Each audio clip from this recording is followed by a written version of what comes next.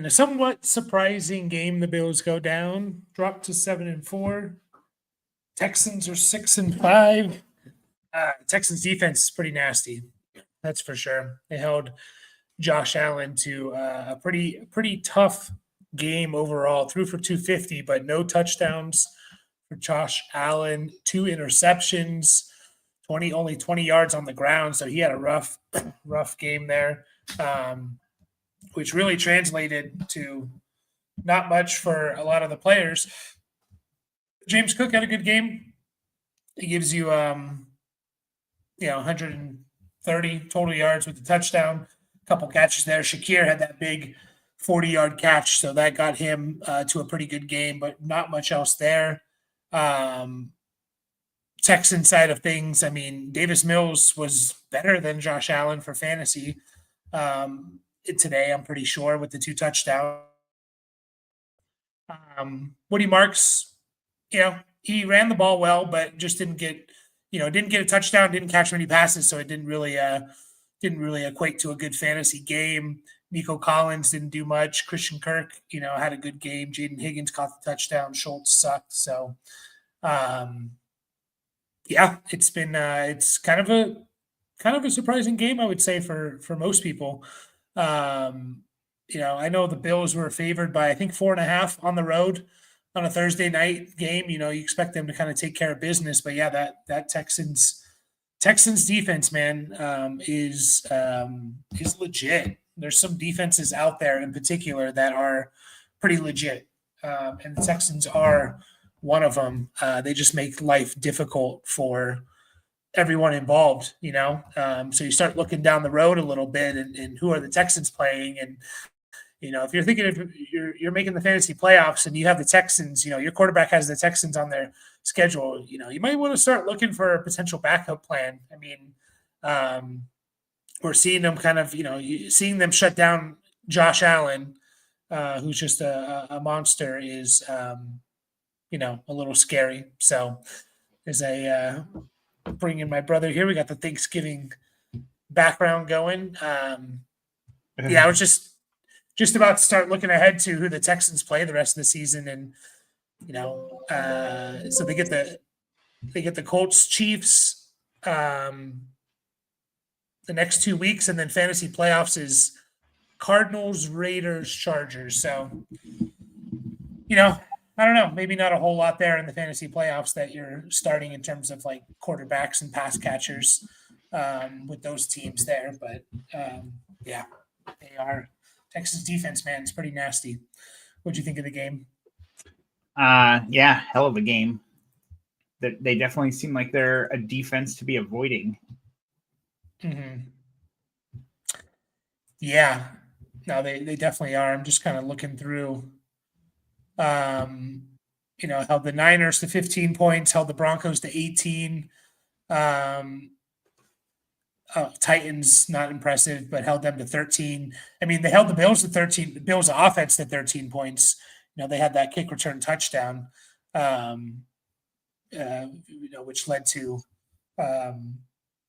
7 points. So I guess they held them to 12 points. I mean, missed extra point and stuff. But yeah, they made Josh Allen have one of his worst games of the season. So, which kind of sucks here. But Davis Mills has been a great pickup for me in 2 of my leagues. Yep. Yeah, super flex leagues for sure.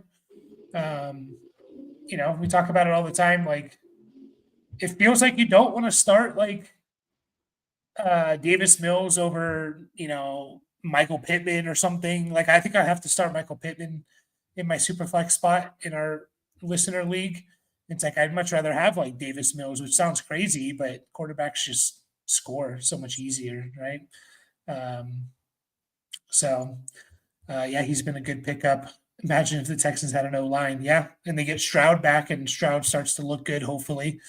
Imagine if that happens. Pokey says he'd rather have his Broncos, though. We outplayed them when we played them. Yeah. Yep, that was the game Stroud left, right? The Broncos game, I'm pretty sure. Stroud left that game pretty early. They did outplay them, though, that's for sure.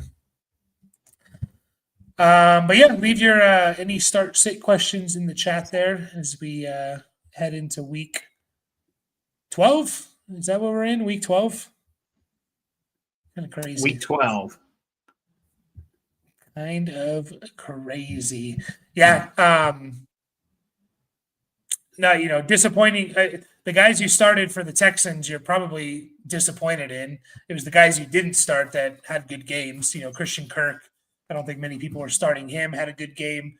Jaden Higgins caught the touchdown.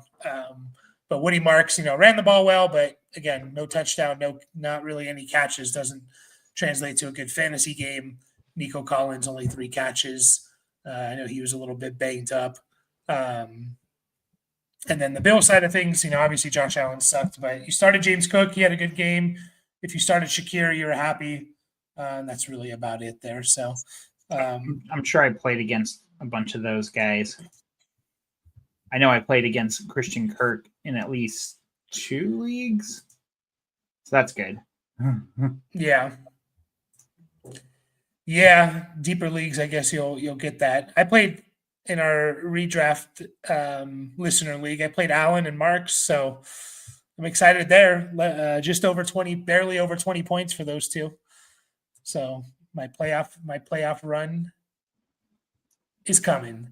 Yeah, the season does fly by. I mean, the NFL season still has a lot of time left, and the fantasy season runs until the second to last week of the NFL season. It's just playoffs, and a lot of people get eliminated and stuff like that. So it does, man. It's just a machine, man. It's like Monday Night Football ends. You wake up the next day, you put in waiver claims, waivers run, and then you're looking at your roster the day after that, and like starting to set your roster again. And here we are. It's Thursday. Next week we have a Friday game. We have four games before Sunday next week. We're going to start getting Saturday games, and I think we have Wednesday. When's Christmas? What day is Christmas on this year? I think it's on like a Tuesday or Wednesday or something. Yeah, I want to say it's a Wednesday, maybe even Thursday. Sorry, I don't have that one filled up. I thought I remember them saying like we're playing a game on like every day this week except for one or something, which you already play on Mondays, Thursdays, Fridays, Saturdays, and Sundays. So it's really only like Tuesday and Wednesday that there was a game, but yeah, it's not on Thursday.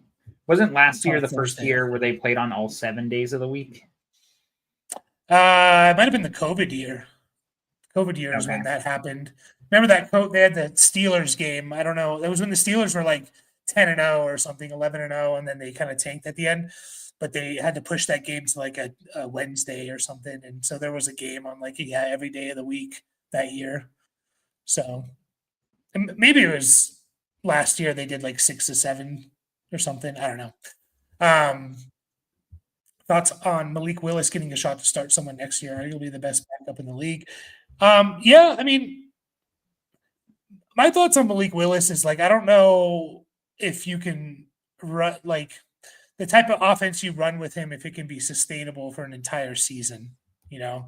It's going to be a very simple RPO. There's a reason why like NFL offenses, like you watch college football and like an entire offense can be run on RPO and quick game, first read, like Ole Miss, which is where Jackson Dart came out of, and Trey Harris and stuff, and it makes them so hard to evaluate. Is like their entire offense is run like quick game, RPO, first read and go. Everyone's running, hitch routes or go routes. They're running 5 yards, turning around, or they're running deep, or someone's literally standing there behind the line of scrimmage. Like, it doesn't work in the NFL because the defenses are too good, the coordinators are too good.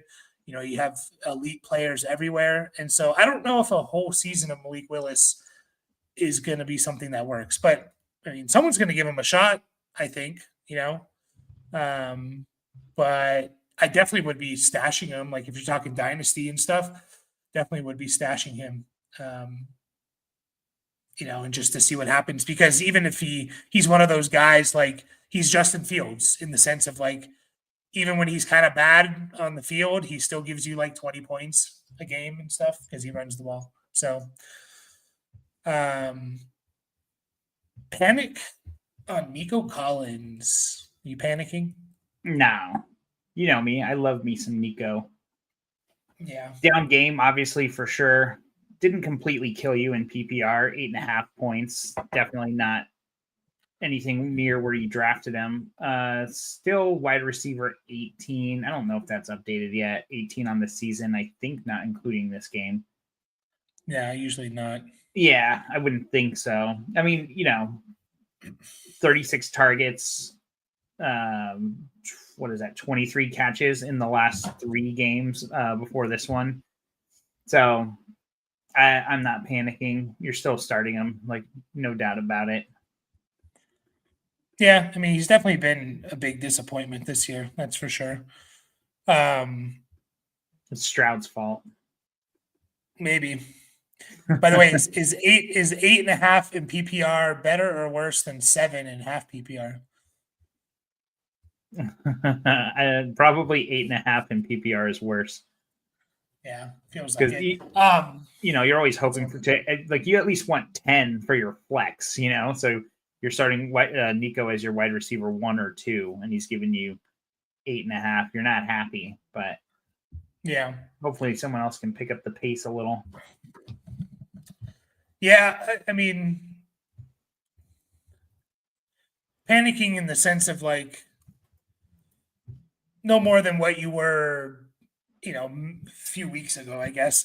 So, we talked about the Texans schedule. Is it tough? I don't, Colts are a little bit of a wild card. We've only seen one game with Sauce Gardner there. And it was on a short week in Europe and stuff. So they could be a pretty good team. And you got the Colts and Chiefs over the next 2 weeks. Like those could be tough teams. You get the Chargers in the fantasy championship, could be tough defensively. So, but that's sandwiched between, or in between that is the Cardinals and Raiders. So I'm not super panicked, but you just, you lowered your expectations on Nico the beginning of the month. He had 3 good games in a row, and then this kind of below average game. So I don't think he's a panic yet. Confident in Bucky when he comes back. I mean, what's the news on him? Is he practicing again or limited again? So 2 limited sessions this week so far. He was limited all last week too, and obviously got ruled out. I'm confident. Like it's going to be a tough game if you have to start him this week, but I think if he's out there, you got to throw him in the lineup. Going up against the Rams, but we just know what the upside is. Like, and he's always kind of been in a bit of a timeshare. Obviously, the year started out like heavy, 70+% workhorse load, basically 70% of snaps. But I mean, the dude's obviously been rested. Like they didn't rush him back or anything, and obviously they could have used him these last few weeks. So I'm pretty confident that he's going to be ready to go. Yeah, I don't know if he's for sure like plug-in necessarily. Like, I mean, the guy hasn't played since week 4, and he's coming off a whatever injury, pretty serious injury if it's held him out, 8 weeks or whatever. Like, I don't know. Are they really just going to throw him back in there 70%? Like, I don't know. I think there's an interesting conversation when you start looking at like kind of these low end RB2s like Breece Hall, DeAndre Swift, Aaron Jones, Jalen Warren, if he plays, like is Bucky a lock over those guys? I don't know. I think I might lean those guys just like safety wise. You said Warren and who else? I'm just looking at like the low end RB2s here, like Breece Hall, DeAndre Swift, Aaron Jones, Jalen Warren. Like that grouping of guys, I feel like I'd be probably starting over Bucky.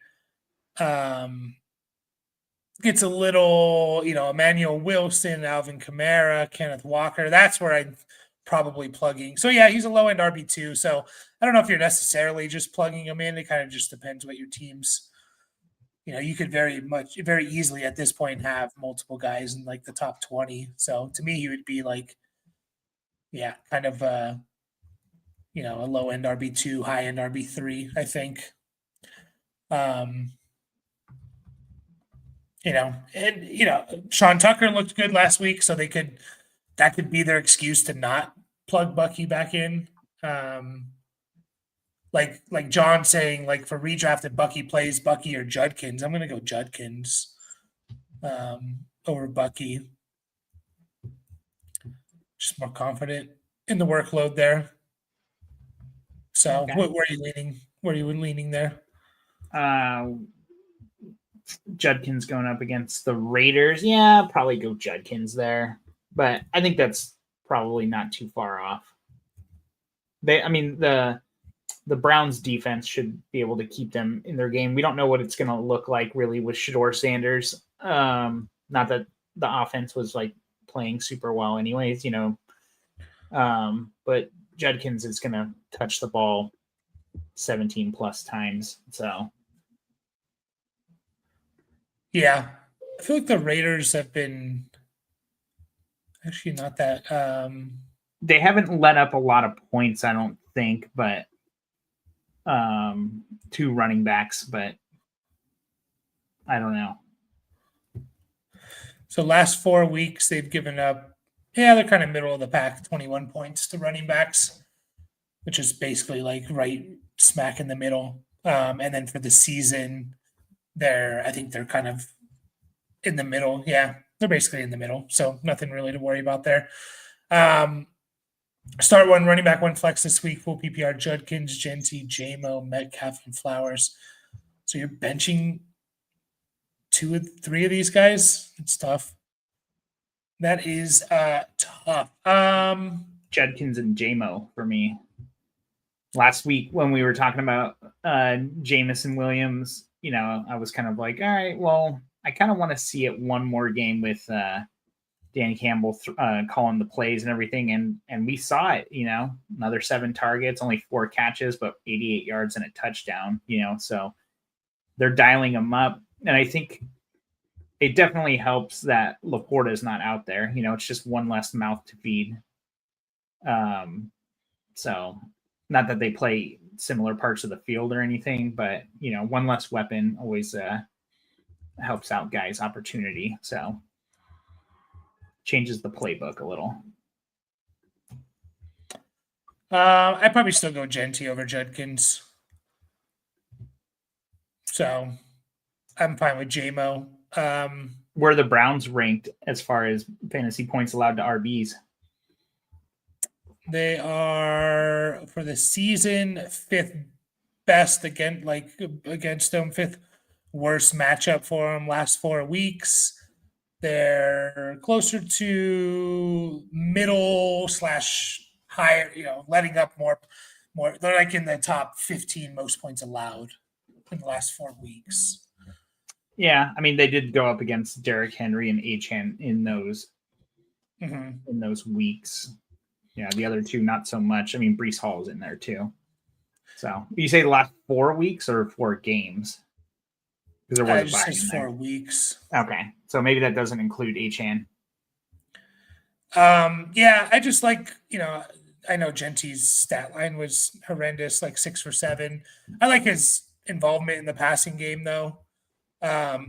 Judkins, you look at Judkins last 5 weeks, he has 3 0 catch games, and then he has a 2 and a 3. So he's obviously like, you're kind of happy if you get 2 catches from Judkins, whereas I think Genty's actually a part of this passing game finally. So 14 catches the last 3 games.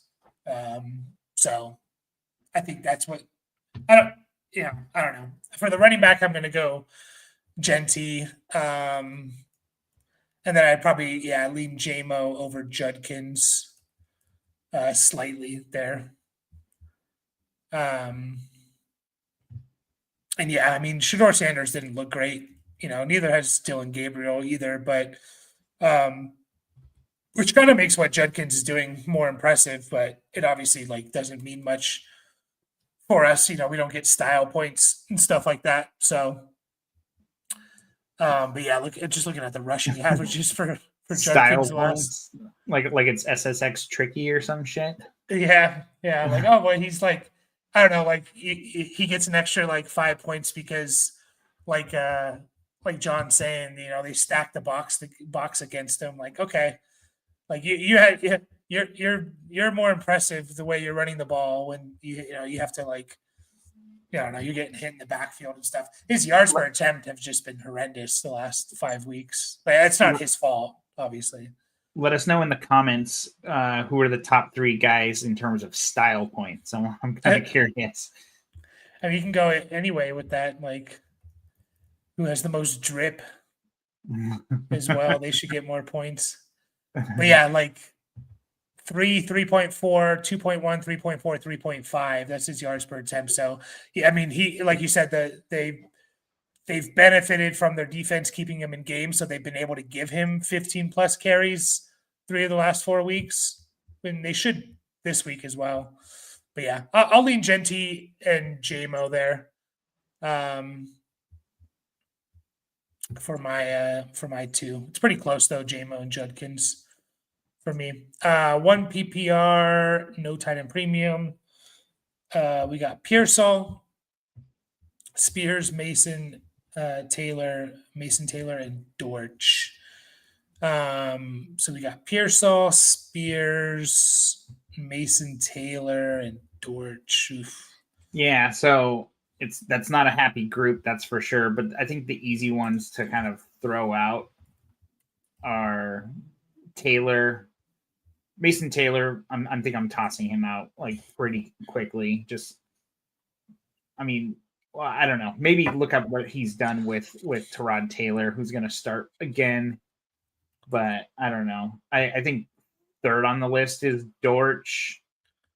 Obviously, he had a good game last week with Marvin Harrison out, and he's out again. So, I think I'm gonna just jump in head first again and start Ricky Pearsall. Still super involved snap wise on the field. 1 game back, obviously 1 catch for no yards. Really sucks, but I don't think I'm going to hold that against him. And I think second on the list is Spears, just because it's PPR, and he will get some catches, but he hasn't been doing anything with that either. So, Mason Taylor. So Tyrod Taylor played. He only started 1 game. And he's played in more. That 1 game, he threw 36 passes against Tampa Bay. Yeah, Mason Taylor had 6 to Mason Taylor, but also Garrett Wilson was in that game and had 13. Obviously, Garrett Wilson's not playing. I mean, we can kind of look at Mason Taylor in another game from Tyrod had 1 target. That was when Tyrod threw 11 passes. And then in another game that Tyrod Taylor played, he had 1, 2, 3, 4, 5 targets. All 5 of his targets looks like Mason Taylor Tyrod threw for 22 passes that game. So pretty decent target share those 2 games where he threw, he actually played a decent amount and threw a lot. So yeah, I'd probably still lean Pearsall. Taylor would probably be my second there, and then Spears, Dortch. It's probably the way I would go. But go with Pearsall. Dortch is gonna beat them all. Maybe. I mean, if Jacoby Brissett throws the ball 60 times again, sure. Like he's got to break his record. 48 completions, right? Was it 47 last? I was kind of surprised. Like, I know that's a really high number, but I was kind of surprised that was the record. Just when I heard the number. Yeah, I mean, 50 pass attempts is a lot. Like, attempts is a lot. Right. So to complete almost 50. Yeah. I mean, yeah, no, I get what you mean. Like, it's there's certain things for sure. Like the single season receiving game is still like from someone in like the 1960s or something like that. Um, How many style uh, points for completing 47 passes? um, 1.5. yeah, 1.5. All Imagine right. you playing a point per completion league or something like we did that one year randomly, or Okay. just 50 So points. one-handed grab has got to be a point. Toe tap on the sidelines got to be what? Half a point? 3/4 of a point? Depends on the difficulty of the toe tap. Like if it's like a those ones where their feet just like drop like dead weight and somehow they get it in, that's like 3 points, All right. So Reaching the ball over the goal line, even though you're nowhere near the goal line. It's like you didn't even know your arm was that long. I know, right? Got to be an extra half a point. Um, yeah, Flipper Anderson is still the single game receiving yards record, Did you say 336 Flipper? yards. Yeah, Flipper Anderson. So Was he on the Dolphins? No, I think it was on the Rams, if I remember correctly. Dolphins might not have even have been a team then, huh? No, they were a team. This was the this was late 80s, early Oh. 90s. So I thought it was a little later. I thought it was a little earlier than that. Yeah, he was on the Rams, Colts, the at the time Redskins and Broncos. So Flipper Anderson. So we answered John there. Flex ETN or Mooney this week. Half PPR. I'm going ETN. Yeah. Yeah, I'm going ETN there. I think that's a pretty easy one. Like, mhm.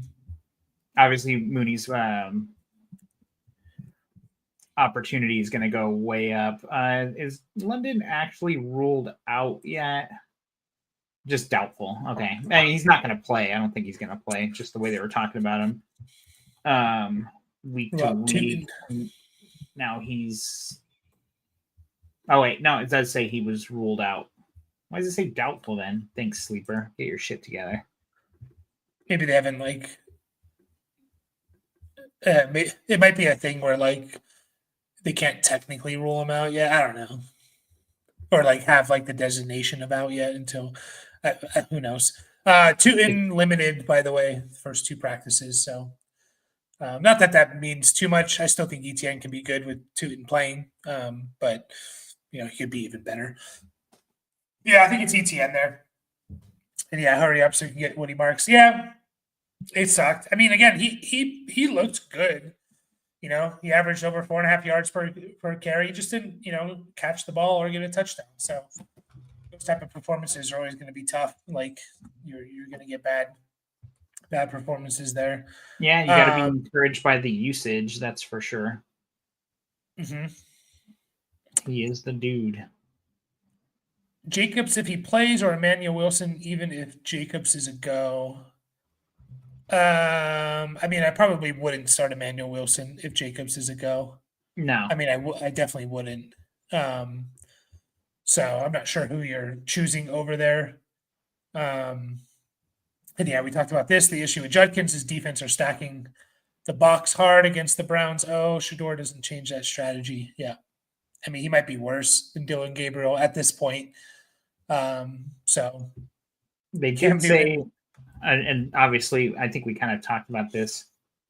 This could change after one good game for Shador. Like if he actually comes out and looks good, but they did say Dillon Gabriel is the starter when he's healthy.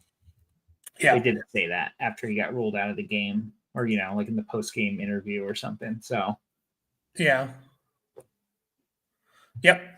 Cam Newton, Antonio Brown, Henry Ruggs for style points in that order. Yeah, I don't know about the last one there, and I feel like Cam Newton doesn't belong in that group, but he's a polarizing figure. If you were tearing down in a rebuild along with picks, who would you look to trade Lamar for? So trying to tear down from Lamar. Well, you tiered up to Lamar preseason, right? You gave up. I know Caleb and a. Oh wait, was it just Caleb and Malik Neighbors? There wasn't a pick, huh? Caleb and Neighbors for Warren and Lamar. Jalen Warren. Yeah. Yeah. Okay. Never mind. I was thinking it was something more like a first. I don't think so. I'll double check, but Do you need more than a first round pick to go from Lamar down to Caleb? Caleb Williams. Caleb Williams, yeah. Not Johnson.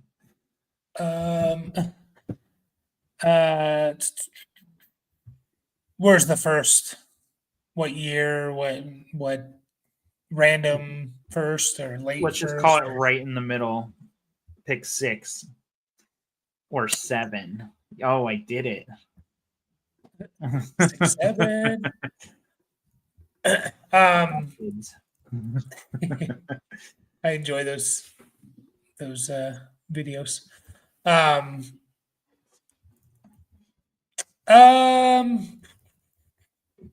Probably a bit more, but you got to throw a second on top of it.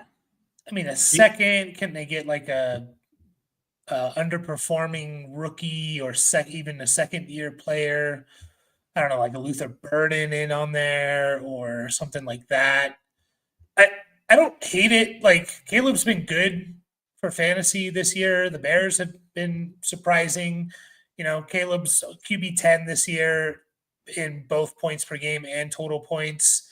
And I do believe that offense is only going to get better next year. Like it could, I feel like this is like the kind of the start of this offense. You know, there's still pieces to be added and learning the system and just, you know, all that stuff. So, you know, I wouldn't hate it if I couldn't get much else, you know, from other people. So what about Brock Purdy, Bo Nix, Jordan Love? I'm sure you want Caleb over all those guys. I would. Okay, so a little more. Yeah, I would need more there. Like it being a guaranteed early first or, you know, a couple first or something. I just feel like with those guys, they're gonna fall into that like bucket of quarterbacks we always talk about. Whereas Caleb very, very, very well may fall there.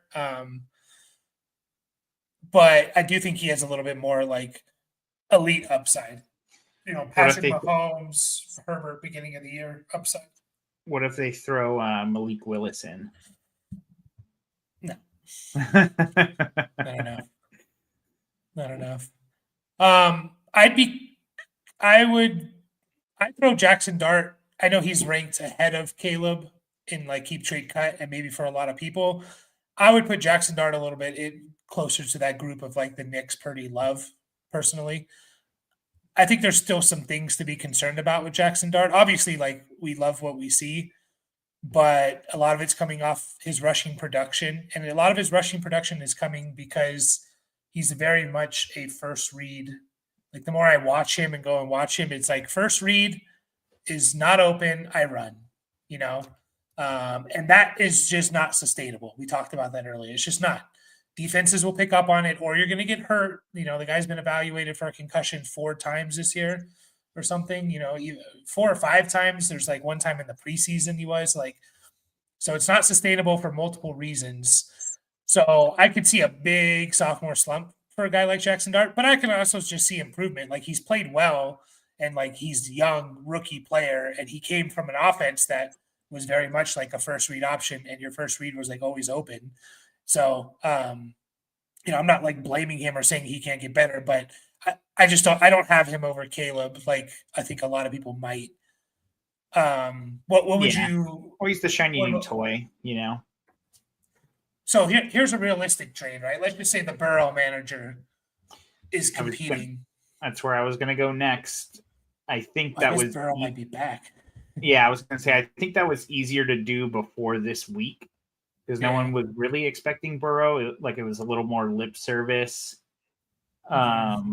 Is the way I was taking it, at least. Like, yeah, I'm gonna play on Thanksgiving. It's like, yeah, chill out, Joe. Fucking the season's over already for you guys. But like you said, there are a lot of games left. Let's say Burrow, like, they do actually just officially shut him down for the entire season. Like, they say that and everything. I think he's a great tier down trade target. Yeah, especially like you said, if the Joe Burrow manager has been limping along and is competitive, like that could be a huge win for both of you. They're playoff cuspy, or last couple of teams in the playoffs. Like, you get Joe Burrow and a first for Lamar, I would make that deal. Yeah. Would you go anything less than a first, like a second and 2 seconds, or a second and? I'd need players at that point. I'm not just taking a couple of random seconds, And you could always push that first out, like there's a lot of hype about the 27 class. I don't know how many people are up on that. College players a lot better than I do. Like, but I'm kind of trusting the experts when it comes to that stuff. Like, oh, maybe you should be targeting 27 picks over 26.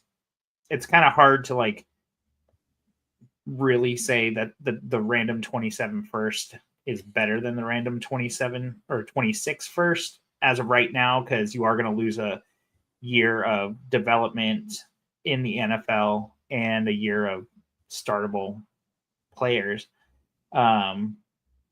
But it just sounds like what are your takes on those two first, or like the picks associated with those years?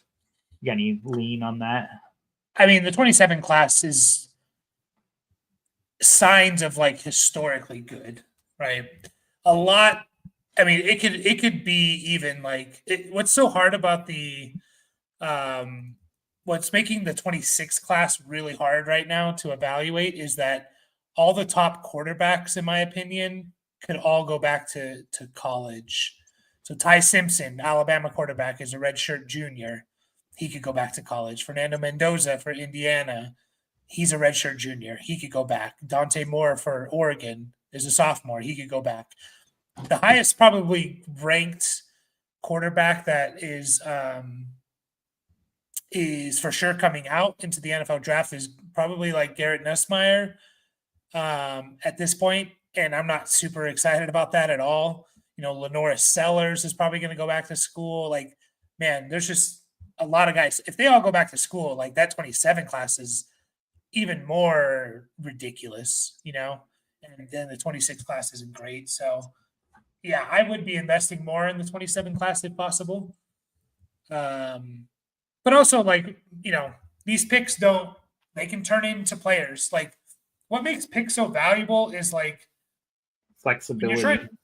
The flexibility, and like that pick could be anything. Like, in terms of players, like when you're trying to trade one specific player, some people don't like this guy. They have a bias on Dak Prescott. They don't like Dak Prescott. And so you're trying to trade Dak Prescott, and because, all these people you're trying to talk to have like a bias about him, it affects the trade talks and lowers his value and stuff. Whereas the pick is literally like whatever you can imagine it to be, kind of. So, what about I'm just kind of like thinking about young guys and everything. Are you taking JJ McCarthy and 2 firsts for Lamar? Because that's kind of that's a little bit more of a shotgun approach, right? Like you're taking the big chance on McCarthy, but you're stacking up some picks too. And let's say they're one's 26 and one's 27. If you're truly rebuilding. So when you say truly rebuilding, are you saying like, I don't think I can compete till 27? Yes. Most likely. Know. Yeah, 26 and a half. Like, who knows? Yeah. I mean, I guess it's almost a JJ McCarthy question at that point, right? Like, where are you at on him as far as a prospect? Like, we've seen some flashes obviously, like this is basically his rookie year, even though it's not. And we've seen some good things and we've seen some bad things. Obviously, a huge injury, like slump in the middle where he missed 5 games. So that's not great. I think it was just too early for McCarthy. Like, Yeah. just not enough of a sample size. Yeah, but you evaluated him as a rookie, right? So what do you think? Like McCarthy in 2 firsts. Again, he was just so hard to evaluate because like Michigan was just such a run first team, and like they didn't really ask him to do much and whatever, he obviously led them to a national championship and all of that, but like, they barely threw the ball when you go back and look at like the actual college stats and stuff like that, like from the year he came out. So I think he has, he was drafted more on like the tools that he has rather than like, the production that he had at Michigan. Like he had, less than 3,000 passing yards, which is not a lot, even in college. He played in 15 games and stuff. So, yeah, if I was truly rebuilding, I would definitely. I mean, it's like him, Cam Ward, Penix, like they're all kind of in the same boat, right? Of players there. So, if I felt like I was a couple years away, I think it's probably an okay move to make. I would obviously try and do it for maybe a little bit more of a guy that we had a little bit more confidence in long term, but I think it's fine to do, especially if one of those first are potentially early as well. Sure. All right, there's your 10-minute answer there, Burrito Master. Yeah, I think it's a good question, though. I like it. Yeah, for sure. And that's going to be majority of our conversations in the off season. Bad night for Nico, but at least my opponent has Josh Allen and Left Kincaid in his lineup. Yeah, that helps. Cam was my pick for real style. The other two prison garb style. Oh, yeah, that's right. Antonio Brown was arrested. So for taking a gun from a security guard and shooting it a couple times at a guy. Is that what he did? I didn't even see exactly what he did. I remember it happened last year, maybe the year before that. Like I remember it happening and it was like, holy shit. Like, do you get, okay. How much does like what they wear when they're walking through the tunnel? Well, I guess that's onto the field. You know what I mean? When they're walking, like getting off the bus or whatever, like how much does that affect their style points? Joe Burrow. Start off the game. What's that? 3 points. They start off the game with 3 points. Yeah, but if they do some real dumb shit stuff, like do they lose those points? Kind of like a defense losing for getting scored against. Yeah, and if you wear a Halloween costume like Myles Garrett, then you get like 10 points. Like his Vecna costume, and so he wears some good costumes. Oh, I haven't seen that. I'll have to look that up. Okay. What about Kirk Cousins on the plane with like all the chains and shit like that? Does that minus 10? Yeah, I was like, is that kind of a wash? Because it's like, oh, he's trying to be cool, but also like he's a big dork. Yeah, I think it's wholesome. So no, I'd give him some points for that because I think he was. Go ahead. Sorry. No, I was just saying. I think Kirk Cousins was like he was. I think he was more like making a joke of himself. So I respect. He's got a good sense of humor about it. Like I don't think he was actually like look how hard I am kind of a thing. He was being a goofy motherfucker. Now. Cam Scatterbo shoving a WWE guy and like getting into a fake fight with a shattered ankle. Nah, I actually don't care about that either. As long as he doesn't hurt his ankle, but obviously it's all set up and stuff. But yeah, he had like a little WWE. I assume it was a pre-planned little thing there. So T-Rone says he currently has Dart with Flacco as a backup. Someone just dropped Bo Nix. Yeah, you should. Because, I mean, it seems like Burrow's a week or two away from being back. So, again, maybe not, but I don't know. So they're still only, they're 3 games out on the Steelers.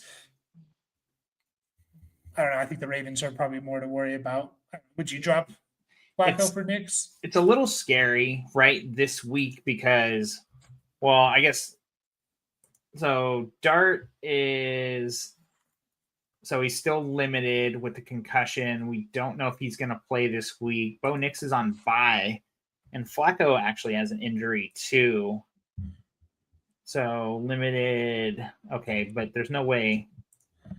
That's just the normal Flacco. Yeah, I mean, let the old man rest. He's got to get ready to throw it 45 more times on Sunday. So yeah, seriously, it's a little scary, but yeah. I mean, I'd rather. It's funny because Bo Nix has had 2 bad games. The last 2 games, like he had a little hot streak there for a little while, with serviceable games in between, but he hasn't been that good. Only 1 touchdown total in his last 2 games, 2 interceptions in one of those games, so 2 total, and 450 passing yards total, so 225 average. Not great. Yeah, somehow he's QB5 on the year. What the fuck? I mean, he did have like that. He did get 75 points in 2 games, so I guess that helps. Yeah. He's got another 30 in there. This is all 6 points per passing touchdown. QB 13 in points per game. Yeah, I guess it does leave you because Dart's not playing this week, or potentially not. Is he ruled out? Still questionable. He's not ruled out.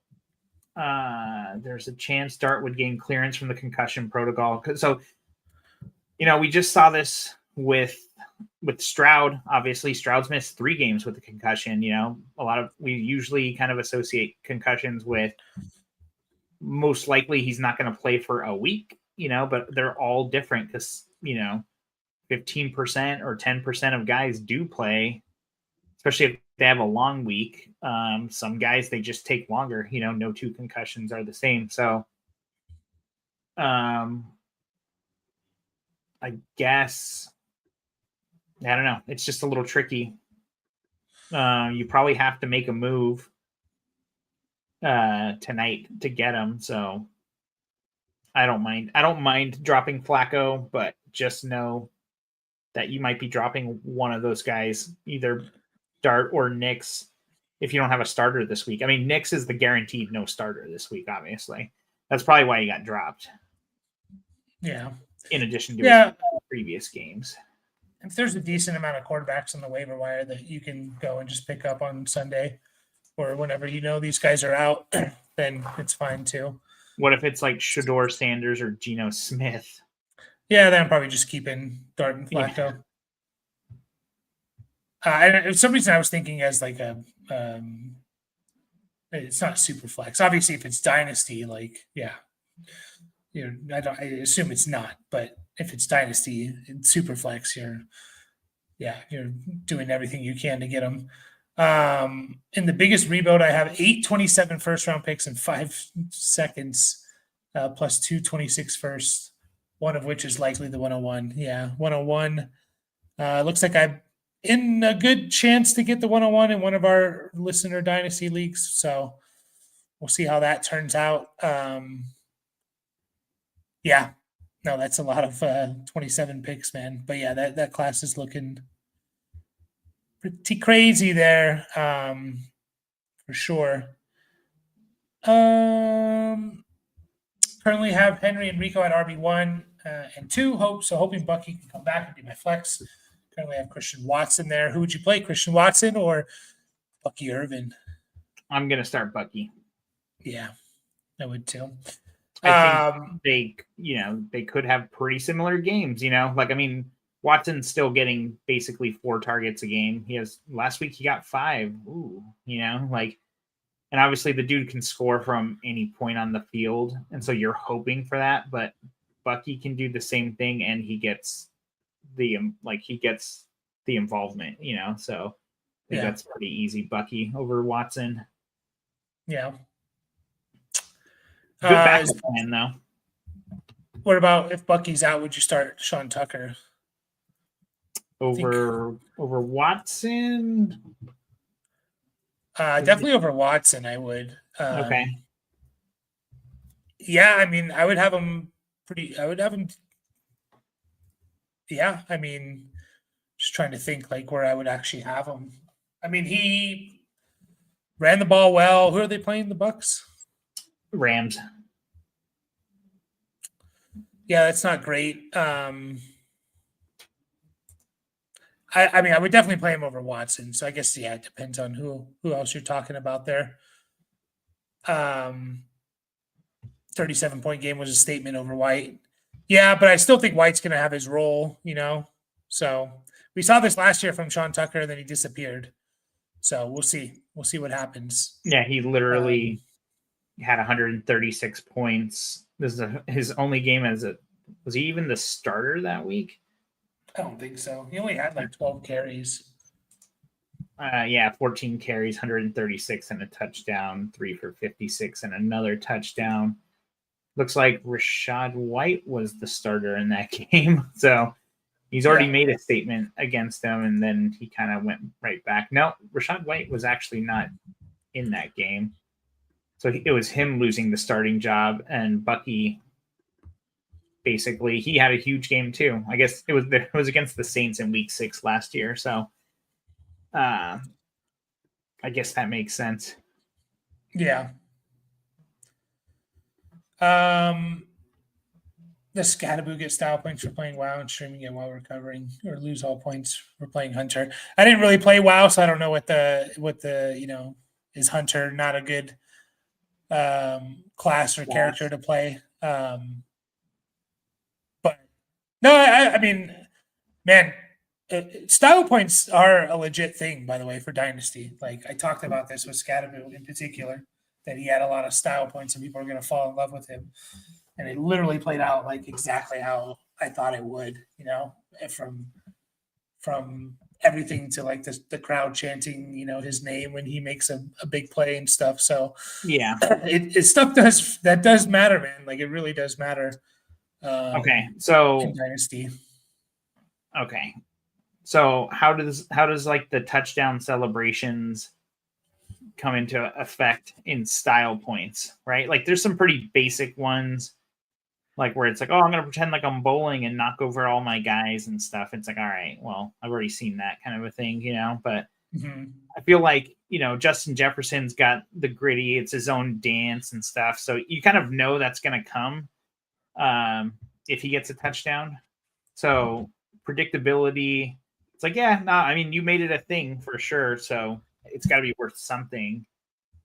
I think he should almost get, I don't know, maybe a quarter of a point for that kind of thing, But what about if someone else does the gritty in a game against him or something? Like, does he still get a point for that or a quarter point for that? Depends how good the gritty is, I guess. By the way, I don't think Justin Jefferson was the person to invent the gritty. I say that? I just meant that's no. Okay. I don't know if you said that or not. No, I just know like a lot of people I think assume that he did. But I want to say it was like a high schooler or something that did it. Yeah. And like Justin Jefferson obviously like made it popular and stuff like that. What about that headstand that Amon-Ra St. Brown did last week? And then they have that commercial where there's like someone made a cake of him doing that. It's like, that's pretty cool. I like Amon-Ra because he changes it up each week, Yeah. He goes on to topical things. And I think he saw that on like a college game or something and then I think that's what he said, yeah. Yeah, no, those are all. I mean, seriously though, like like that, it really does matter in Dynasty. Like, I don't know so much about the touchdown celebrations and stuff, but you know, it kind of does because like stuff like that it'll go viral and like people are gonna see it when they're on their phones, assuming they play fantasy and stuff like that. And it's like, oh, that was like it just makes you more likable and stuff like that. Like little things like that, man. Like really, Caleb Williams painting his nails was like a anti style points for a lot of people, and whenever Caleb Williams plays poorly, there's someone out there making a joke about him painting his nails, like so Like it's it's just weighing like down his hand or something. I don't know, like oh, this is what you get when you draft someone who paints their nails or something stupid. It was something like he was dedicating to his mom, or I think, or something like that. But or that he cried after his last game at USC or something like that. And I mean, it's just a little ridiculous. What about the most like demeaning / coolest fucking thing you can do in football?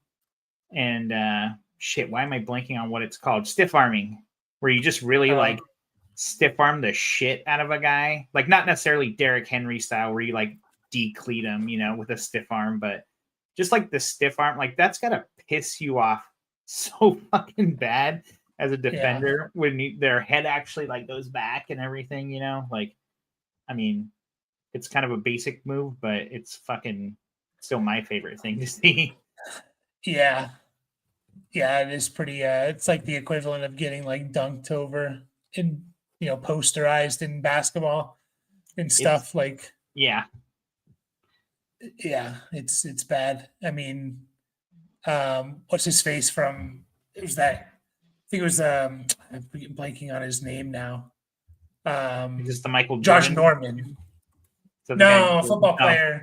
Okay. Josh Norman. I think he got stiff armed by Derrick Henry. One of those like lifted him off the ground. And I feel like that's like he was a good cornerback there for a few years. And like I feel like that's what he's like best known for and stuff. So I was thinking about the guy that was on they interviewed him during The Last Dance, that documentary about the Bulls that came out a few years ago.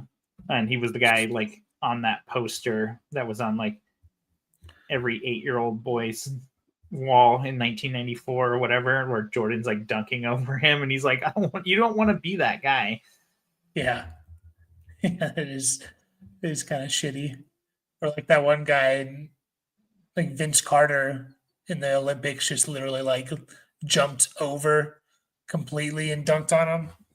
There's just some guy. I don't even know what country he's from, if they had a good team or not, but it was probably not at that point. It was just like, man, that's just sad. Just sad. What's up, Rocky? Benched Jaden Higgins today on my flex. Probably the right move.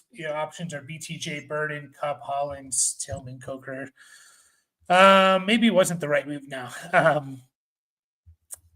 I mean, I'm starting Brian Thomas over all those guys if he's playing. Yeah. If he's not playing, man, what are we doing here? Is Booty playing? Who? Let's see the Kayshon Booty. Because if Kayshon Booty's not playing, I might go Hollins. Mac Hollins. Okay, Booty was a full participant. So that would make me a little bit worried about Mac Hollins. Probably just Cooper Kupp. Yeah, probably. I mean, Kupp. Yes, yeah, like that's really tough because I mean, you don't really want to play Tillman on Shador's first start. Jalen Coker. I mean, what the hell has he done? Like.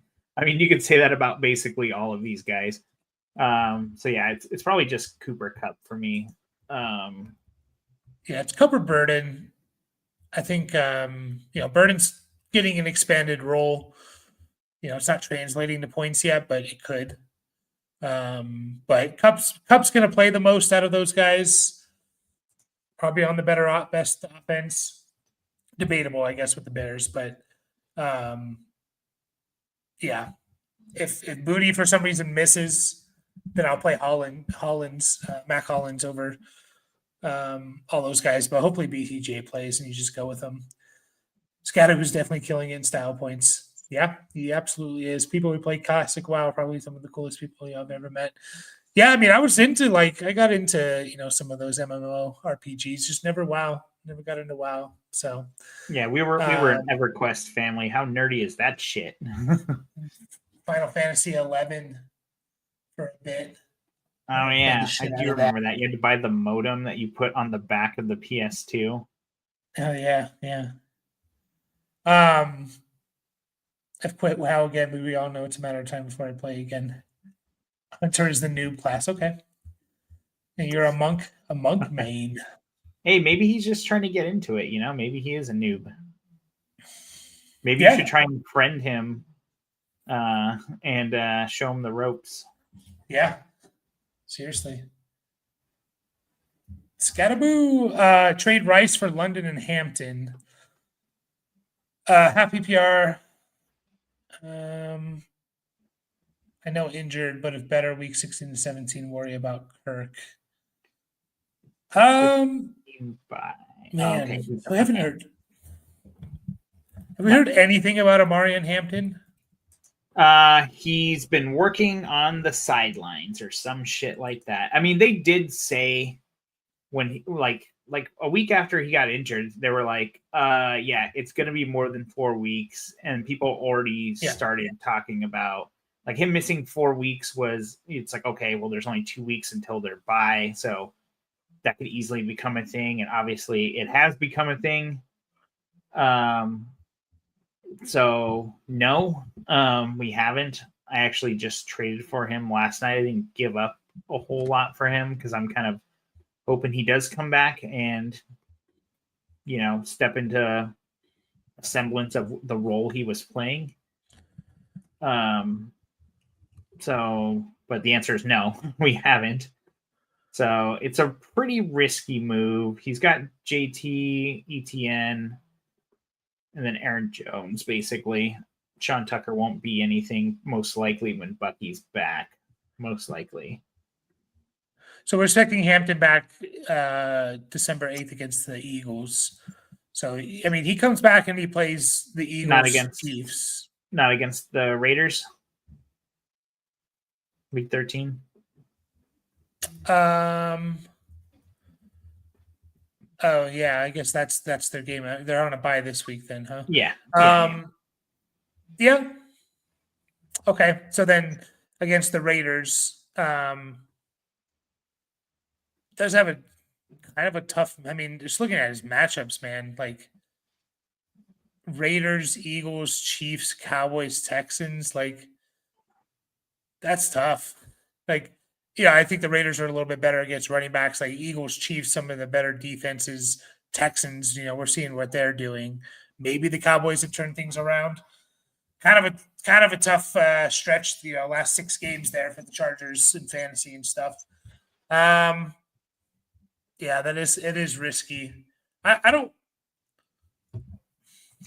So when he mentioned, I'm not exactly sure because he says week 15 bye. He says 9-2 week 15 bye. So I'm assuming so are you saying you definitely have this locked? I mean, it's a little early to say you have a week 15 bye, right? Like locked in. I mean, you don't know the composition of the league though. It could be locked in theory. If everyone else like 6 and 5 or something. Cass in our league basically has it locked. Up 5 points with 6 to go. This could be a situation like that, like up 3 with 3 to go or something in the standings. Sure. When you're playing against weaker teams or something too, or at least one weaker team to keep you up that one game. Yeah. So that is a pretty risky move. I mean, what's London's situation here? I thought they even went so far as to say they were kind of saying that he could have, expected to play in week 13. I know it kind of went from injury to no IR to week to now they're saying only 1 week. I thought even maybe it was 2 days ago That's when he got ruled out, was 2 days ago. I was going to say, I thought maybe they were even saying like he could potentially play, but that doesn't look like it was the case. So So he says he does have the bye week locked. I don't mind it. I don't mind the trade. I think it's a risk to trade Rice for those guys, but if both those guys play like obviously what we drafted them to be, then they're going to be better than Rice, you know? So, yeah, I mean, Drake London was better than Rice. I mean, that's why he's got. Oh, never mind. Sorry. I was gonna say that's why he is where he is already, right? Because of London, but no, he's trading for London. Yeah, you know what? I'm gonna do it. Screw it. yeah, You're obviously think I trading would him too. to a team that really needs a win, which is similar to what I did last week. I really hate. I actually told our friend Bobby in our redraft league, so I traded him Davis Mills and Jordan Love because it's a super flex league and he literally lost everybody. Like he lost Penix and Fields and and this isn't his first go around with losing a bunch of guys. And I'm playing him this week. So I'm kind of like, do I just take the win because he literally has no starting quarterback and what, And I was just trying to think of how to make my team better. My RB2 has basically been Rachaad White, and that's a rapidly closing window. I mean, you could essentially say it's already mostly closed. So I wasn't feeling too great about that. And I got James Cook and Omarion Hampton out of it. Hopefully making the playoffs and making something happen with that. I hate trading with guys that I'm playing against that week, but I don't know. I understand the appeal of Omarion Hampton. Depressed value. I think he's a nice throw-in for London, who could only miss 1 week. So, yeah.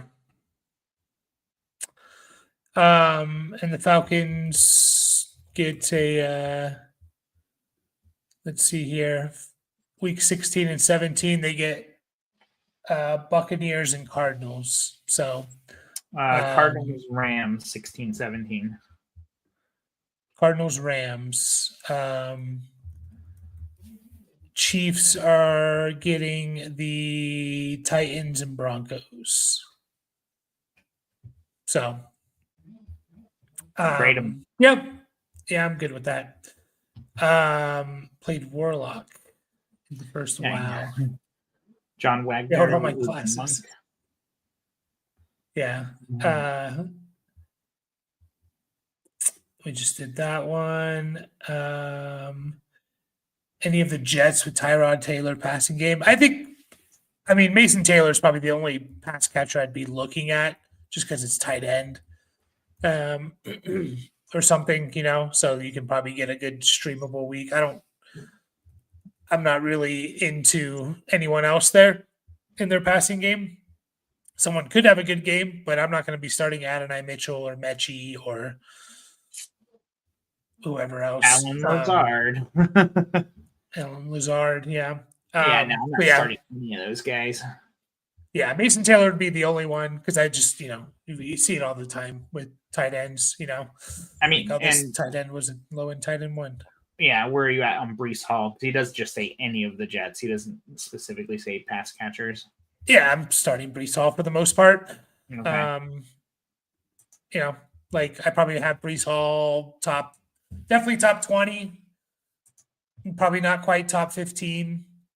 So, you'd have to have multiple guys in the top 15, obviously. But like I'd start Breece Hall over, I think we talked about it, but who is it that we were talking about earlier? I'm talking about someone. Oh, Bucky Irving. I'd start Breece Hall over Bucky Irving. Okay. Sorry, I was reading, so I wasn't even listening, so I had no idea where you were going with that. Yeah, like Emmanuel Wilson. I'd start Breece Hall over Emmanuel Wilson. Kamara. Probably would have started him over Marks. Obviously that's probably a good move, but even before the game. So Damian Pierce got waived. It was was a long. For the Texans. Yeah, I mean, I Okay. assume that's what he means, Damian Pierce. Alec Pierce. No, I don't know. No way. I know. I don't know. I don't know any other Pierce. Damian Pierce was probably late first, early second round pick in dynasty rookie drafts that year. They did waive him. I mean, Yeah. No one gives a shit. No offense, John, but that wasn't directed at you. I'm just kind of like, I think I actually have him on at least one dynasty team, deep roster. I think it is sad to think the Bills front office did their job by bunching up. Yeah, I kind of feel the same way. Like, obviously, the Packers have done a better, they've made an effort at trying to get stud receivers, but like this whole idea of like, we don't need a number one wide receiver, like we can spread the ball around. I still think you need a dominant number one target. Like, yeah, I mean, look how much better they were when they had Stephon Diggs. Yeah, I mean, it sounds good in theory, but I think when like push comes to shove and you play these elite defenses, which you probably are in the playoffs, like they know how to just take care of it. You need someone to like dictate what the defense does, and Bills don't have that. Packers don't have that, and also you need more than just like the one guy. The Packers had that issue with Devontae Adams. Like it was like Devontae Adams and no one else, but like you need multiple guys here. How's New England doing it? Because Drake May's awesome. No, Drake May greater sign Josh Allen? Question mark. No, it's a couple of things. Like, I'm not saying you can't look good for long periods of time, but I just think like when it comes down to winning in the most important games of the year, like you're going to fall short more often than not, So, we'll see what the Patriots and what they do and stuff like that. They've had a pretty easy schedule this year. I don't even know where they're at in points per game, to be honest. Where are they at? They are 7th in points per game at 26.5. So we'll see, again, you can look good for even majority of the season, but when things don't go right and perfect, like I think it really shows. So would you consider Judy Montgomery and Hawkinson all for a single first? Picks 8 through 14. Sorry, go ahead. I just thought you had that one up where he's worried about Kirk Cousins starting, right? Like another year removed from injury. Like Drake London wasn't completely terrible with Kirk Cousins last year. Like he's obviously was nowhere near what he ended up being without Kirk Cousins, but not as good as he still was wide receiver 6 on the year, and Cousins started most of that. So I'm not worried about it. And he's going to be moving a little bit better, I think. I didn't actually watch the game that Cousins started back in week, 8? Yeah, week 8. Yeah, I mean, it's not like Penix was playing out of this world either. So yeah. Yeah, I'm not super worried about that. Judy Montgomery and Hawkinson all for a single first. Yeah, it kind of depends on your depth there and stuff. Like, I probably would if it's a shallower league. I mean, I definitely would in a shallower league, I think. In a deeper league, I still might. I'm worried about Montgomery. I mentioned this going into the year. That is this the year that we see the transition more to Gibbs? And it seems like it's played out that way. And I just, mentioned it because of how good Gibbs looked. Their offense is better with Gibbs on the field all the time. Obviously, they don't want to do that, but new offensive coordinator, and it's played out almost exactly like that. So we could be kind of seeing the end a little bit of David Montgomery. He'll hang on and he'll be, in conversations if someone gets hurt and stuff like that. But I would probably start 8. He said so. The start 8. I think I would just take the first. Yeah. Cash out there. I mean, you're probably not even getting a second for Hawkinson or Judy, right? At this point. No. Although if I did have a late second, I might still trade it for Jerry Judy. Like I think I would. Like if I knew it was going to be late. Yeah, I just wish he could get on a better team. Yeah, I know that's the bummer. Like it's not going to happen. It looks like we just need Deshaun Watson back. Well, like, I know people shit on Judy and he deserves it, but it's like, who's his quarterback's been? Like Drew Lock, Russell Wilson, and we were excited about Russ until we weren't, and then now it's been, a little bit of Flacco, Deshaun Watson, there's just the carousel of quarterbacks of Cleveland. So like, if Judy's on the Buffalo, man, I think Judy would be awesome. Like, I'm not saying he'd be like top 12, but he'd be really good. So, but he's on the Browns at least another year, most likely. So, yeah, come on, Buffalo, fucking trade for him. I know, too late now.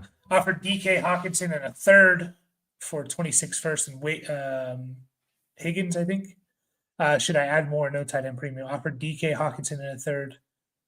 Yeah, I'm fine with that trade for a mid 26 first and Higgins, who was like a second round pick, most likely. So kind of like a first and a second, a mid first and a second for DK Hawkinson and a third. I'm fine with that trade. You're saying, wait, T. Higgins? No, I think he's saying Jaden Higgins because he says Wiggins, but then he says Houston. So that's okay. The rookie on Houston it's Higgins, not Wiggins, but yeah, no, okay. I was very confused. Yeah, so you're getting a mid first and a promising young player who's at least doing something as of late. Sure. Yeah, I don't mind it.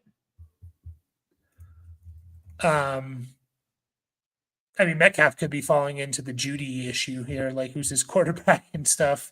And he's not even necessarily playing well with Aaron Rodgers. So, yeah, Isaiah Hodgins, amazing. He's come back from the dead. But I think we're going to take off. So maybe we'll go live tomorrow with a little bit of a dynasty show, talk more dynasty. We had a long one tonight, so appreciate everyone. Any last words? Well, how many points do Chiefs players lose when they do the tomahawk chop? All their points. All of Although I don't know if any of the players actually do it. It's just the fans. I hate that chant so much. It's just nonstop, man. The Braves are the worst. Braves and the Florida State Seminoles are the worst with it. Like, it's just nonstop. At least the Chiefs, like, it's mostly on, like, we stopped them on third down or something. Like, the Florida State game, if you have that on, it's literally just nonstop in between every play, and it's just so annoying. So I just hate it. The Braves throw a strike, and everyone's tomahawk chopping. Like, Jesus, what are we doing? Is Flacco droppable? Can't believe Burrow's back this early. Yeah, it depends. Like, are you starting Flacco this week? Then no, because you need to see. But if you're not starting him this week, probably. Yeah, I didn't realize Burrow actually had 2 full practices. I saw that they said something about he was doing some first team reps. Yeah. I guess I should have read that as, full practice. So second day. That is pretty fucking crazy. That's got to be worth the style point. Yeah. I mean, he's just full of style points. Yeah, you have Stafford. So you're probably just starting Stafford every week anyways. So probably, yeah. I mean, you're definitely starting Stafford. Yeah. I mean, he's playing the Bucks, Panthers, Cardinals, Lions, Seahawks, Falcons. So you're starting them. But appreciate everyone, and we will see you guys all Yeah, I think that kind of affected the Padres this year, that their owner died, and then the brother was fighting for it, and they couldn't sign any free agents. But that's for the off season. But appreciate everyone, and we will see you all tomorrow, hopefully.